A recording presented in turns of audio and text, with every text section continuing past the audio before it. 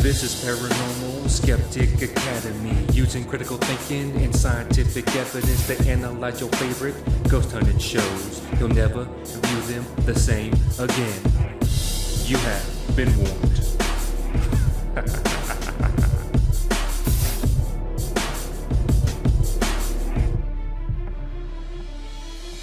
Ed Conroy has lived and worked in his family-owned century-old brownstone for 15 years. He lives on the first floor and runs a publishing company out of the basement. A perfect arrangement until he and his staff start experiencing the unexplainable. This is Paranormal Skeptic Academy.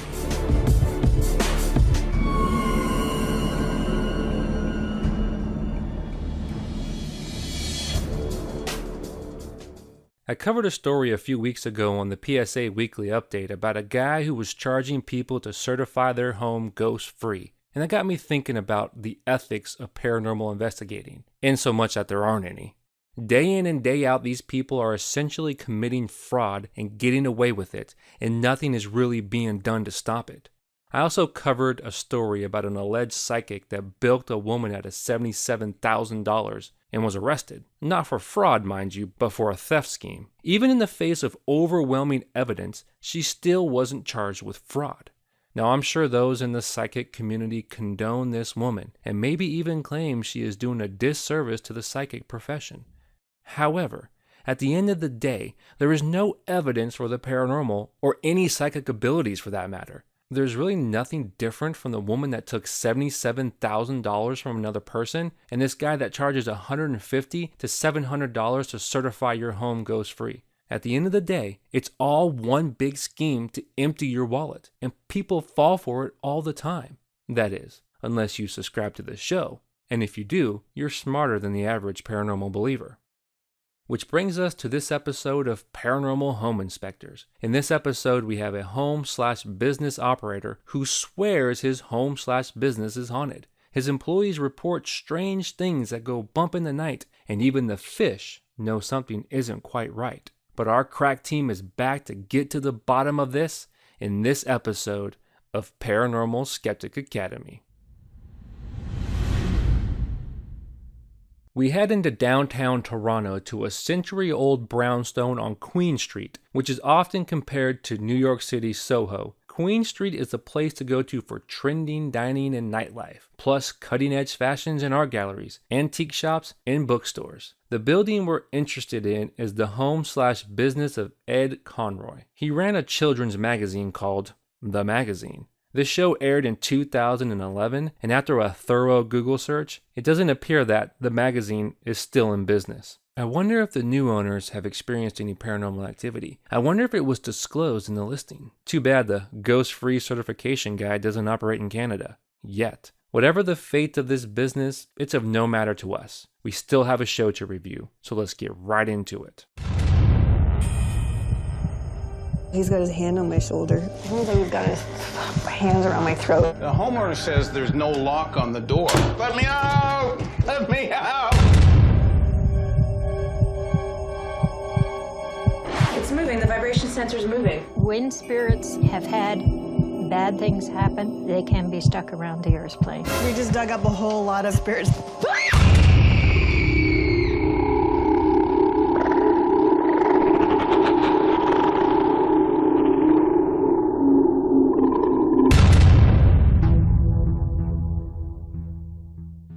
Brian Daly is back to lay the smackdown on these jabronis and point out how ridiculous these paranormal claims are. But before that, let's meet the owner and hear his side of the story. Ed Conroy has lived and worked in his family-owned century-old brownstone for over 15 years. I really have always loved this building because it has that old Toronto vibe. Ed lives on the 3rd floor and runs his publishing company out of the main floor and basement. Perfect arrangement until he and his staff started experiencing the unexplainable. Some days, yes, I come in and I'm a little bit scared. You always feel like you're never alone. I've heard voices with Rochelle coming through the wall. Did you hear that? Was it from? The biggest thing that I've experienced is the door. One day, we were all having lunch in the boardroom. All of a sudden, it was just perfectly opening and closing. We thought it was really weird, and we kind of looked around at each other. Didn't really think too much of it, but the thing is, it happened again 5 seconds later. Okay, seriously? It's like somebody wanted to be seen or heard, and that feeling alone was a little bit unsettling. It really creeped me out. We have strange voices and doors opening and closing on their own. Keep in mind, this is on a busy downtown street, and this building shares a wall with another building. I'm not saying it means anything, but it could be relevant. Is that all there is? Now, I've seen and heard this all before, so what else you got? In the basement, you get that feeling of just like you're not alone. Strangely, it's not only the humans in the building that seem to be sensing something odd. When you approach the fish tank, they all swim towards you because they think they're going to be fed. But quite often, we see the fish go in that formation up to the edge as if someone was approaching, and there's no one approaching. Ooh, creepy presence and psychic fish. I've never known fish to swim in formation other than for food, so it must be something paranormal. We move into inspection day 1, where Michelle meets with Ed at the coffee shop next door to get a little background on the strange occurrences he's most concerned about. Hi, Ed. Thanks for meeting with me. So tell me, what's been going on? Quite often, I get this overwhelming pong of what I would associate with an older lady's perfume. And it is there, and then it's not. The other strange thing that happens in this part of the apartment is a very radical interference of a cell phone signal that only happens at the top of the stairs and in this area here, where if you're speaking to someone, it's almost like the voice is being manipulated. There have been times when it almost sounds like Satan has taken over the call. Also, sometimes industrial smells, sometimes sort of musty, wet basement smell, which is strange because it's coming from the second floor. The smell was really, really strong and pungent. It make you almost feel sick at times. Okay, and you were saying voices? It's often what sounds to be conversations between older people coming through the wall, but doesn't really make sense because it's not older people that live on the other side of the wall. Okay, what else has been going on? It's happened several times where an employee was working late and they would hear a noise in the basement. I've heard the chairs downstairs kind of going back and forth. Being pulled across the floor in the basement. When we would investigate the following morning, often the chairs have been upside down. Any other odd sounds? Quite often we have heard what sounds to be a young boy whistling in the basement. I've heard Ed tell me that he thought it was a little boy, and I do kind of get that sense. And obviously there's no children in the building. Because we publish a kids magazine, we get sent all kinds of promotional items. So the basement is full of toys and stuffed animals. Usually after hearing that sound, when we look in the basement, we see some of the toys scattered around. So there's about 6 or 7 spots in the building where the temperature will just drop almost below 0 and then come back up again.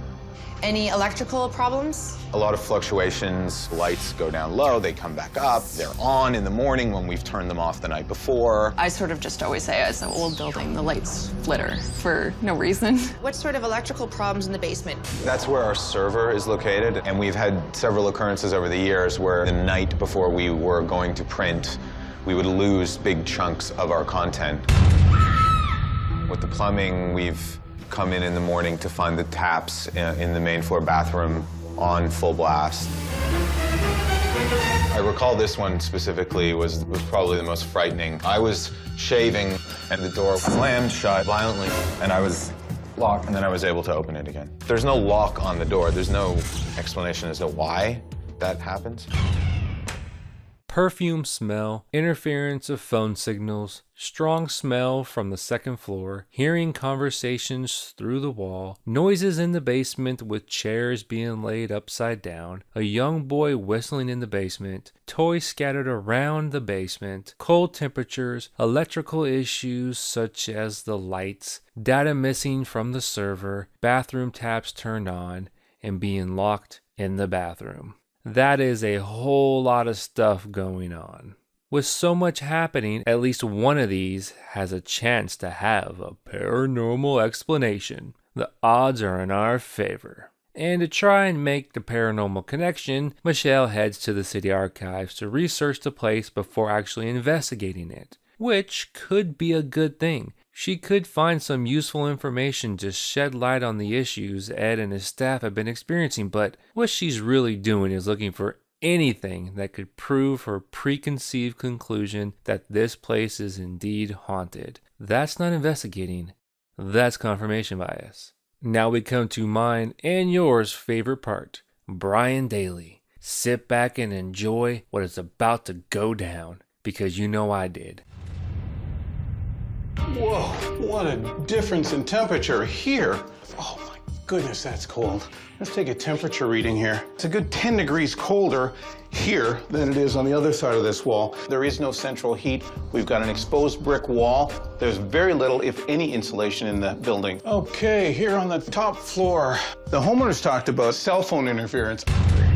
I'm no expert on cell phones, but one thing I do know is that we've got streetcars right outside. Every time they go by, they cause an electrical charge, and that can interfere with cell phone reception. It's something that has to do with technology. Okay, the next thing is we have a mysteriously locking door in the bathroom.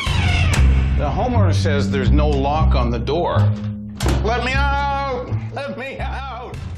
I cannot tell you how much I enjoy these segments. Let's start with the temperature differences first. Brian makes the obvious connection between the exposed brick wall with zero insulation and the cold temperature. Imagine that. Now, if he were a ghost hunter, he'd conveniently not mention that part. But he's a home inspector, a legitimate professional, not a con artist, like ghost hunters.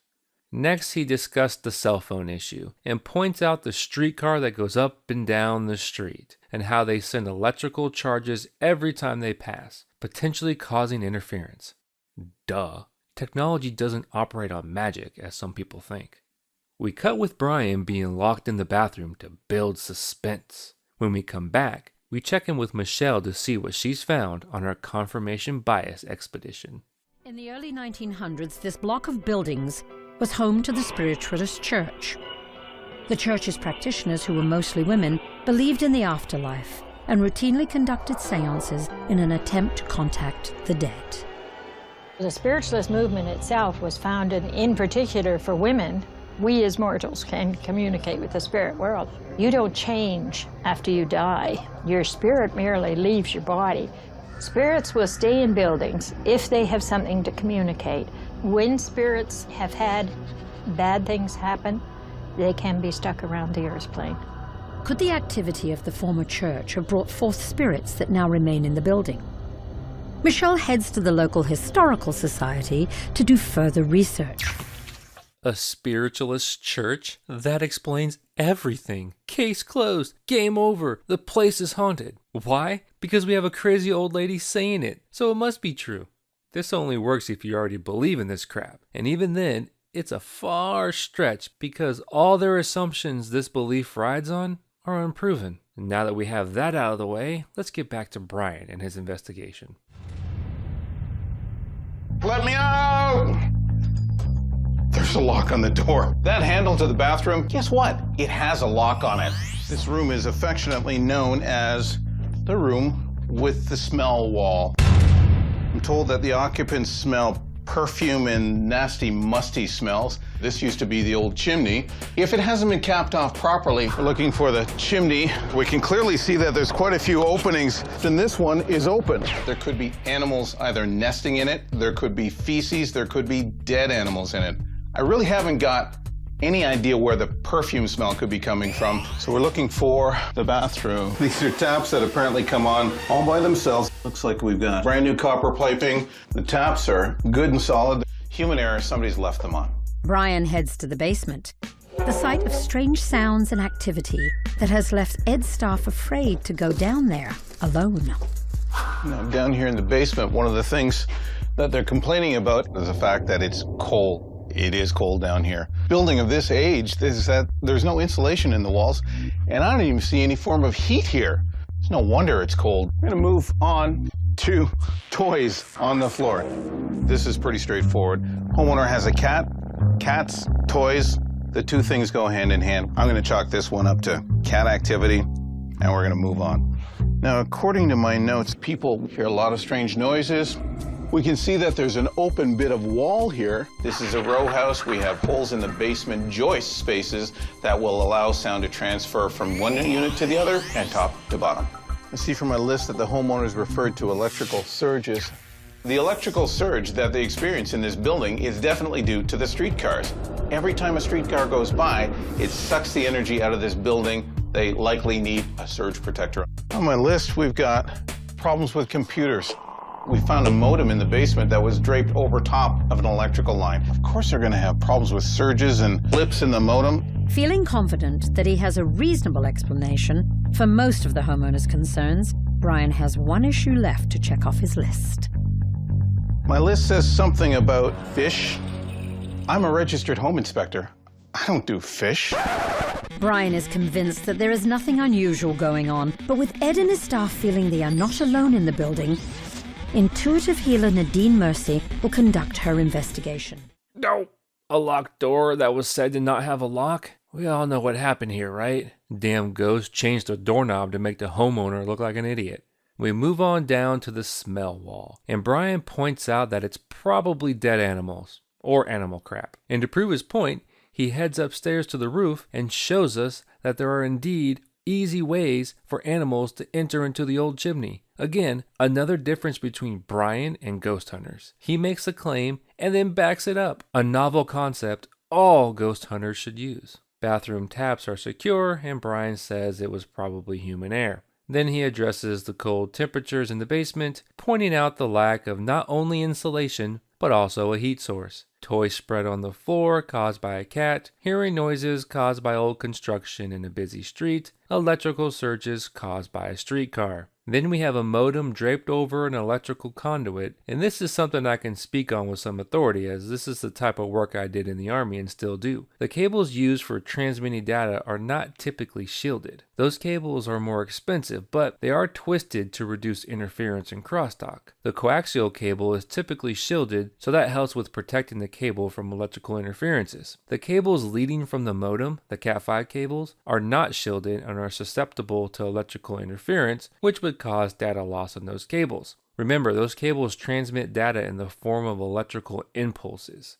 So any outside interference can cause data loss, and these numbskulls have the cables draped right over an electrical conduit. Obviously, you're going to have problems. Finally, the fish, and Brian with the best answer. Hey, I don't do fish. Classic Brian. With reason and rationality out of the way, we turn to insanity and irrationality. Nadine. Let's see what she finds out.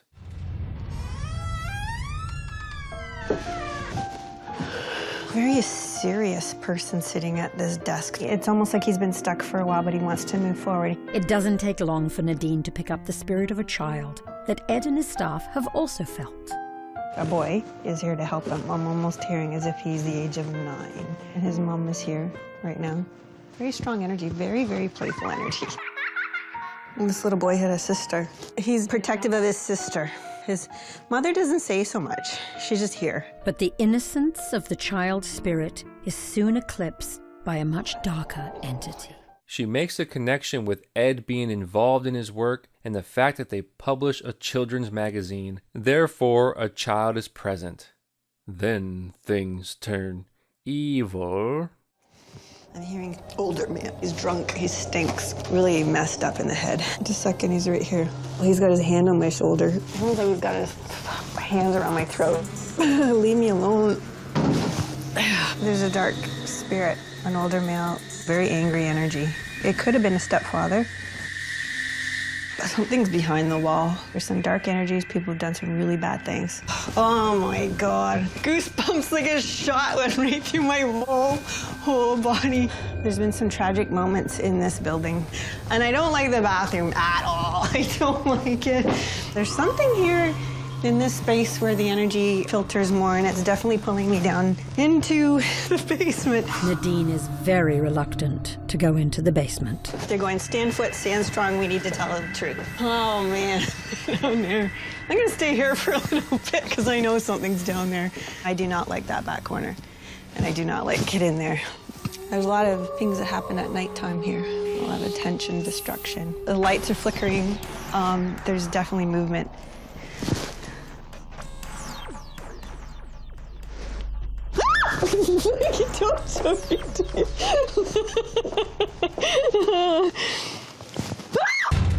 A drunk, older man that is a little grabby could be anyone's creepy uncle.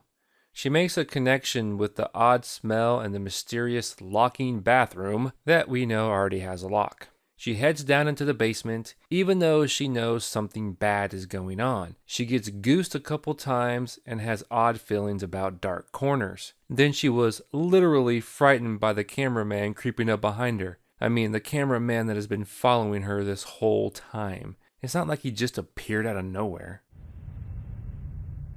I don't want to be here. I gotta go. We just dug up a whole lot of spirits downstairs in the basement. Old man. He brought in his team. Drunk and disorderly, unfortunately. Oh my God. This person is very disturbed mentally. He knows I can see. He doesn't want the truth to be known. He just brought more energies in, almost like a team of people to push me out to the basement. And it's like a gang of energy coming right at me. Evil.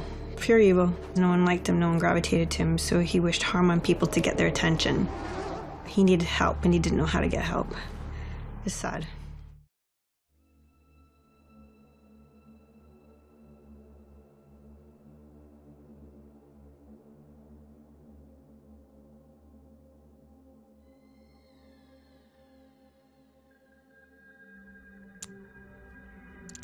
Hey, guys? Yeah, what is it, Frank? I have this hot blonde wandering around my basement again. Would you mind helping me get rid of her? Right now? Can't you see we're in the middle of something? Yeah, I know, but she's making me real nervous. She keeps jumping and screaming, and I'm a little freaked out about it. Alright, fine, but this is the last time, Frank. You got me? Yeah, thanks for doing this. Let's go, boys.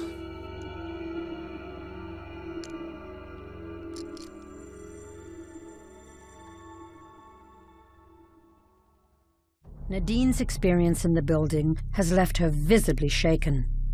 Darker spirits have appeared to be blocking any positive energy trying to get through. Could this relate to what Michelle discovered about the spiritualist church conjuring up the dead? With night falling on the final day of our investigation, Michelle and her assistant Matt prepare to spend the night.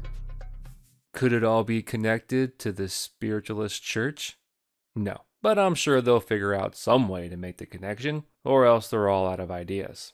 We made it to day 4, and Michelle and Matt set up their nighttime investigation. They start in the basement with an EVP session. So we'll go in the basement and we'll do a Q&A session. Michelle is hoping to contact the spirit of the young boy that Ed and his staff have felt. Is there a little boy here? Want to come whistle for us? Can you whistle for us? Did you hear that? I did. Was that you? The hell? It sounded like somebody trying to whistle. Trying to whistle, yeah. Now, I didn't hear anything, and they didn't bother to enhance the audio like in other ghost hunting shows. Next, they checked their vibration sensor because apparently it goes off when a ghost is nearby. They never bothered to explain why this is true. We just had to accept it to be true. It's moving. The vibration sensor's moving. Yeah, it is. Can you give it a good hard slam like you've done before? While investigating a sensor that has gone off on the second floor, Michelle and Matt have picked up a peculiar scent. Oh, wow. That is... Oh, that's like some... Yeah, that is some cheap perfume, I tell you. That's just what the client was saying. There's a lot in here right now. Like you can taste it almost. Yeah. It doesn't smell like it's coming from there. See if you can smell it from the wall. No. Well, it's obviously trying to communicate. A vibration sensor goes off with, surprise, people walking around the house and streetcars nearby? Must be a ghost. What other possible explanation could it be? As they are heading to the second floor, they catch a whiff of the perfume and can't quite pinpoint its source. So they assume ghost. And they assume this perfume is a form of communication somehow. And that's the extent of their investigation. Alright, I get it. It's only a 22-minute show, and they have to take certain liberties with what they keep and what they cut out. If I were making a 22-minute show trying to prove the existence of the paranormal, I would only show the best stuff, which I assume they did here. So we have to assume that this is the best evidence they got from their investigation, and if that's the best they got, they have an extremely low threshold for evidence. Michelle sits down with Ed to review their findings, and as is usual, they start with the most reasoned and rational approach. Brian. Well, the inspectors have done a full multi-level investigation of your building, and here's what the inspectors have to say. So we'll start with Brian first. What a difference in temperature here. There is no central heat. We've got an exposed brick wall. There's very little, if any, insulation in the building. The smell wall that we experienced on the second floor, I really haven't got any idea where the perfume smell could be coming from. Cell phone interference. We've got streetcars right outside. Every time they go by, they can interfere with cell phone reception. Mysteriously locking door in the bathroom. Guess what? It has a lock on it. These are taps that apparently come on all by themselves. Human error, somebody's left them on. The reason the basement is cold is because there's no heat. Toys on the floor. Homeowner has a cat. Toys, cat activity. People hear a lot of strange noises. We can see that there's an open bit of wall here that will allow sound to transfer. Electrical surges. Every time a streetcar goes by, it sucks the energy out of this building. They likely need a surge protector. Problems with computers. We found a modem in the basement that was draped over top of an electrical line. It's absolute no-no. Something about fish. I don't do fish. So what do you think of what Brian said? Some of it certainly sounds legitimate. What do you think about what he said about the lock on the bathroom door? It's a bit embarrassing that I didn't realize it had a lock. Hit after hit after hit. Brian easily dismantles each physical claim, and Ed is left a little dumbfounded. But here's the rub. The other two investigators, Michelle and Nadine, they don't focus on the physical. They instead focus on the vague, experiential. This is done on purpose. Brian can't go in there and explain why someone gets a creepy feeling in the basement. All he can say is that it's cold down there, and here's why. That's where the ghost hunters take advantage. That vague feeling that people have. I have no doubt they experienced or felt what they think they thought they felt, but the explanation isn't because of a spiritualist church that was once next door, or anything to do with the paranormal. The paranormal isn't coming from without, but coming from within. And these experiences are simply the mind playing tricks. And lo and behold, we have evidence for that to be true, unlike evidence of the paranormal. When my team and I spent the night here, we experienced a variety of things. Did you hear that? I did. It sounded like somebody trying to whistle. Trying to whistle, yeah. It's moving. The vibration sensor's moving. Oh, wow. That is some cheap perfume, I tell you. That's just what the client was saying. So what do you think of that? Doesn't surprise me very much. Now, when Nadine went through the building, this is what she experienced.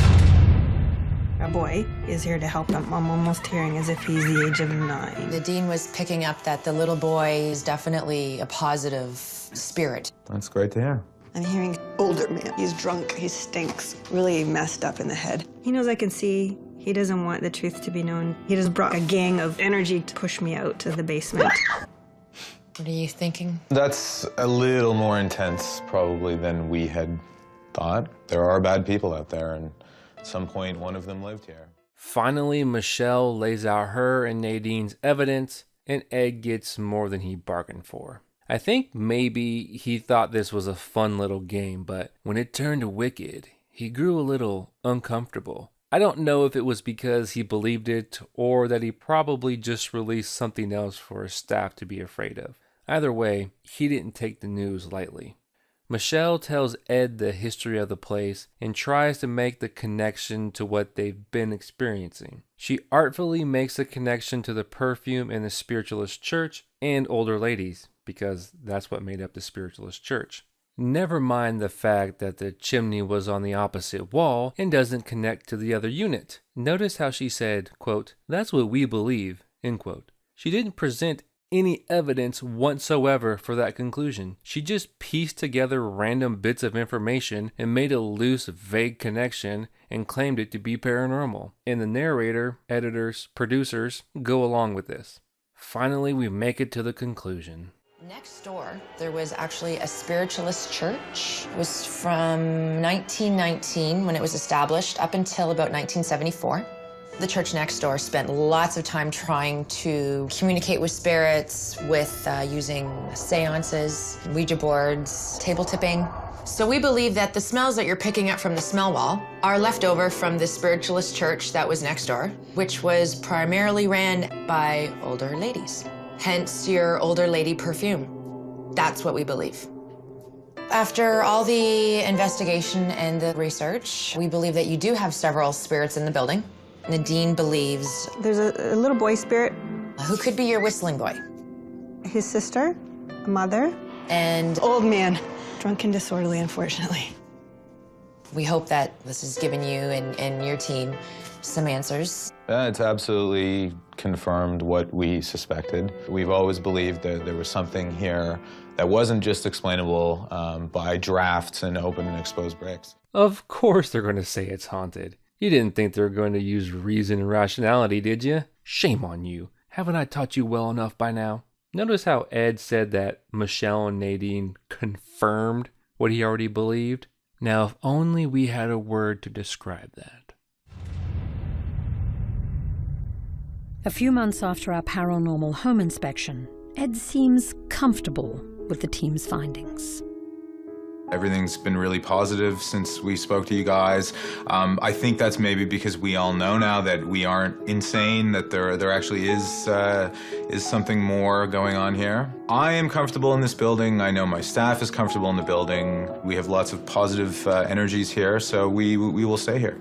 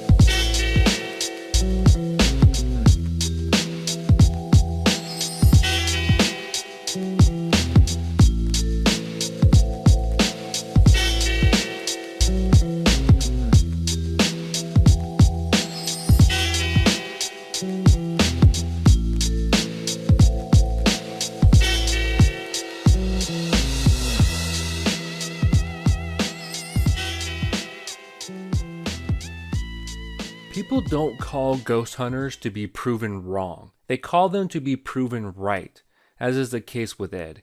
He already made up his mind and just needed someone to confirm it for him. Fortunately, there are a ton of people out there willing to do just that. What I like about this show is the fact that they have someone like Brian.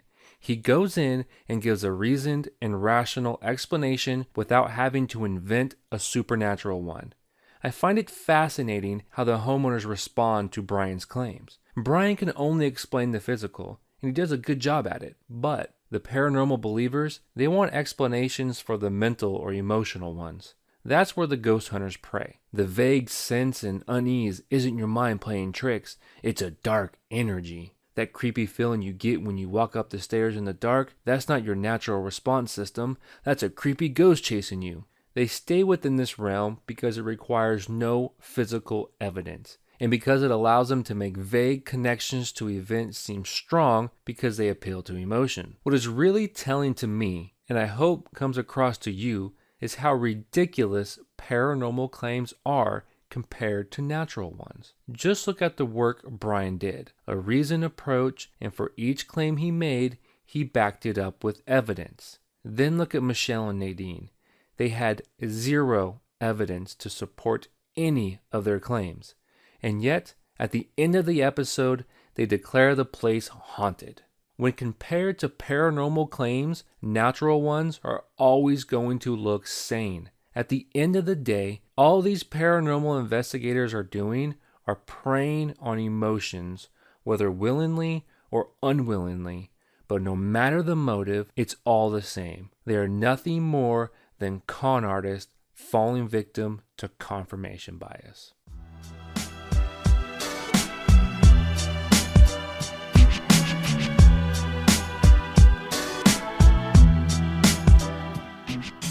This has been Paranormal Skeptic Academy. If you like what I do, head on over to patreon.com/PSA, and for as little as $2 an episode, you can help support my efforts. Each patron will receive the video version of the normal episodes, along with a special RSS feed to add to your favorite podcatcher. Be sure to follow me on Twitter at cweb619.